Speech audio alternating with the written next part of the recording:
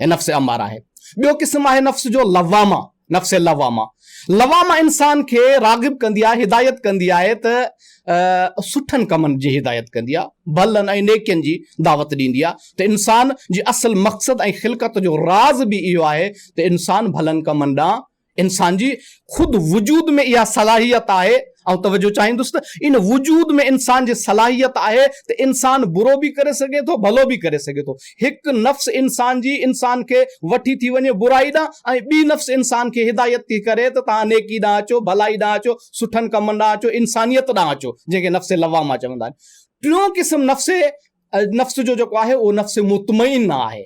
नफ़्स अमारा, नफ़्स लवामा, नफ़्स मुतमइना, इहे टई क़िस्म ज़िक्र थियल आहिनि।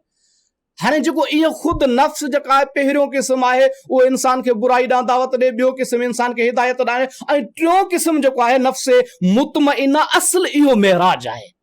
इंसान जेको किरास कंदो आहे नफ़्स मुतमइन, नफ़्स लवामा खां किरास कंदो आहे, उहो नफ़्स मुतमइना, जंहिंजो क़ुरान में बि ज़िक्र आहे। सूरह फजर में आयत ज़िक्र थियल आहे। ख़ुदि सूरह फजर जेका आहे सा उन में इहा आयत कोड थियल आहे, या अय्युहन नफ़्सुल मुतमइन्ना इरजिई इला रब्बिक राज़ियतन मर्ज़िया। ए नफ़्स मुतमइन्ना जा मालिक मोॾां हलियो अच।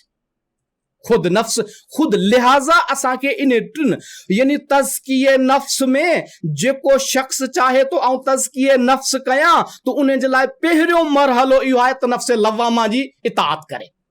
जिन महिल नफ्स लवामा जी इताअत कंदो तो उहो नफ्स मुतमइन्ना ॾांहुं वेंदो। जॾहिं नफ्स मुतमइन्ना ॾांहुं वेंदो तो पोइ मुआशिरे में बुराइयूं न फैलाईंदो।